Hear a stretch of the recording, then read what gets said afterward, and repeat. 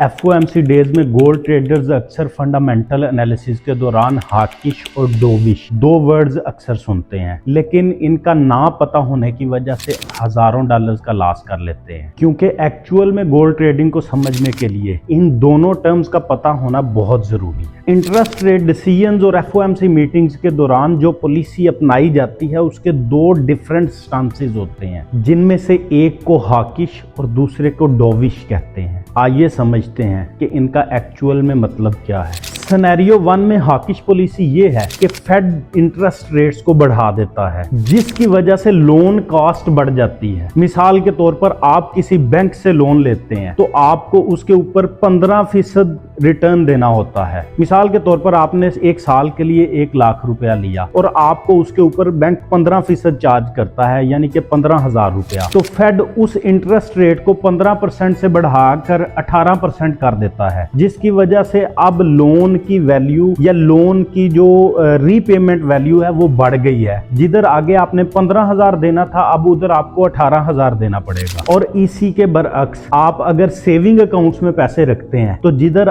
पहले आपको 1 लाख रुपए के ऊपर बैंक 15,000 रुपया रिटर्न देता था, अब वो आपको 18,000 रिटर्न देगा। क्योंकि इंटरेस्ट रेट दोनों साइड्स पे इफेक्ट करता है, चाहे आप बैंक से लोन लें या बैंक को लोन दें in the form of saving account. Interest rate बढ़ने या हाकिश पॉलिसी की वजह से लोग डिफरेंट बिजनेसेस से या डिफरेंट कमोडिटीज लाइक गोल्ड वगैरह से अपना पैसा निकाल कर बैंकों में सेविंग अकाउंट्स में डाल देते हैं ज्यादा इंटरेस्ट रेट्स की वजह से, जिसकी वजह से बिजनेस ग्रोथ कम हो जाती है और लोग ज्यादा लोन्स भी नहीं लेते, जिसकी वजह से उनकी बाइंग पावर भी कम हो जाती है। जब खरीदारी कम हो जाती है तो ऑब्वियस है कि मार्केट के अंदर किसी भी चीज की डिमांड भी कम हो जाती है और इस डिमांड के कम होने से चीजों की प्राइसेस भी कम हो जाती हैं, यानी इन्फ्लेशन या महंगाई भी कम हो जाती है। लेकिन चूंकि डिफरेंट बिजनेसेस में से पैसा निकलकर सेविंग अकाउंट्स में आ जाता है या बैंक्स के डिपॉजिट्स में आ जाता है, तो इसकी वजह से जॉब्स भी कम प्रोड्यूस होती हैं। पैसा चूंकि बैंक्स के अंदर जमा होने लग जाता है और उस करेंसी की डिमांड बढ़ जाती है।